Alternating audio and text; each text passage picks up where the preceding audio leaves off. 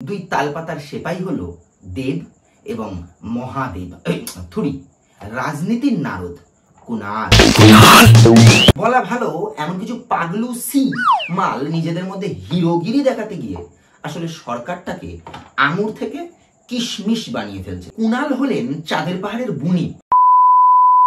যে সময় গোটা শহর গোটা বাংলা উত্তাল একজন মহিলা ডাক্তারের পৈশাচিক মৃত্যু নিয়ে, যে সময় হাসপাতালে হাসপাতালে জমের সাথে লড়াই চালাতে চালাতে ডাক্তাররা লড়ছে এই রাজ্যের শাসকের সাথেও, ঠিক সেই সময় এই রাজ্যের রানীর দুই তালপাতার সেপাই ব্যস্ত হয়ে উঠল নিজেদের মধ্যে হাসপাতালের উদ্বোধনের লড়াই নিয়ে।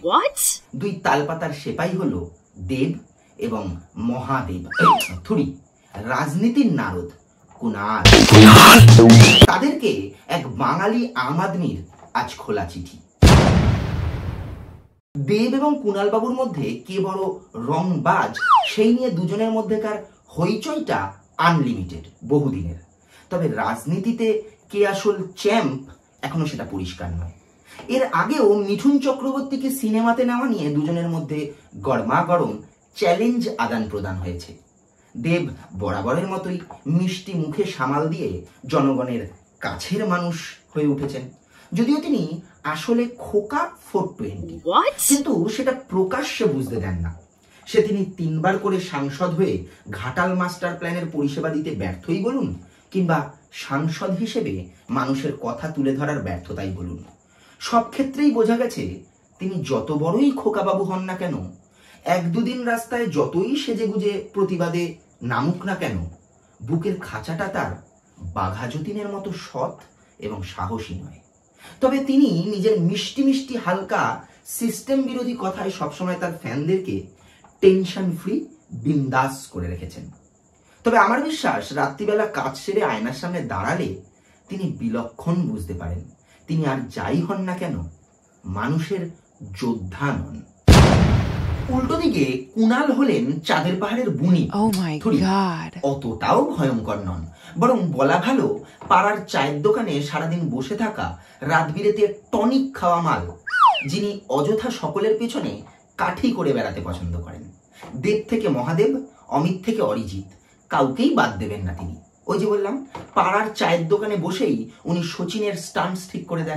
এদিকে যে পেছনেই যে লে ছক্কা সমান বাঁশ ঢুকে বসে আছে সেটা দেখছেন না। বলা ভালো এমন কিছু পাগলু সি মাল নিজেদের মধ্যে হিরোগিরি দেখাতে গিয়ে আসলে সরকারটাকে আঙুর থেকে কিশমিশ বানিয়ে ফেলছেন, সেটাও তারা ধরতে পারছেন না।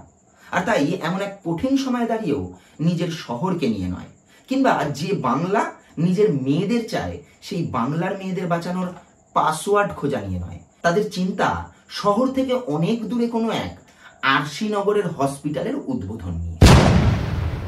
হবুচন্দ্র রাজার করে আসা উদ্বোধন কেন আবার গবুচন্দ্র মন্ত্রী উদ্বোধন করবেন সেই নিয়েই তাদের প্রবল দুশ্চিন্তা।